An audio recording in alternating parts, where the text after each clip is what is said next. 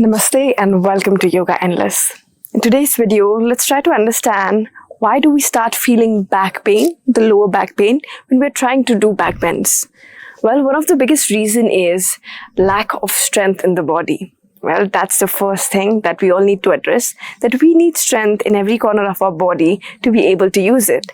And the mechanism of our body is as such that if there is no strength in a particular muscle group or a region, it will fall onto the places that has strength and take support from it to be able to do that practice. So if you think you're able to execute that practice just because you have strength does not mean you necessarily do. Sometimes your body is smart and it takes helps and makes you execute what you have in your mind. Alright, with that clear, let's understand the very first basic practice that a lot of us do. That in Surya Namaskar, most of us do this movement. Okay, when we do this movement, you will start noticing that most of us have a habit of doing this, like hinging the hips. And what is this is our expectation of our body to be able to bend back.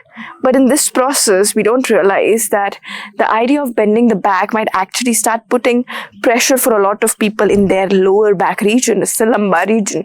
It's putting so much weight and compression. And in the whole process, you're not actually bending the rest of the back, just the lower back. So first step in this practice that you can add is try to think of expanding the spine. Imagine someone's pulling your spine up and you lengthen, and then you're trying to lift your chest up instead of arching back.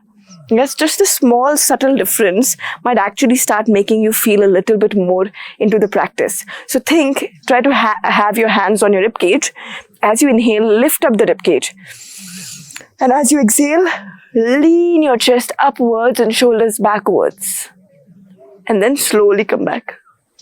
So try approaching your back bends in a wholesome manner and address each and every part. Your lower back will be used, no doubt to it, but try to use the rest of your back also. And you'll start noticing that your compression pain that you have when you do it, when you do your back bends, that will start getting more refocused, and you will have to use the whole spine to be able to help you do this. So don't try to bridge the gap to a posture just by the force. Try to use the right technique. That's very important.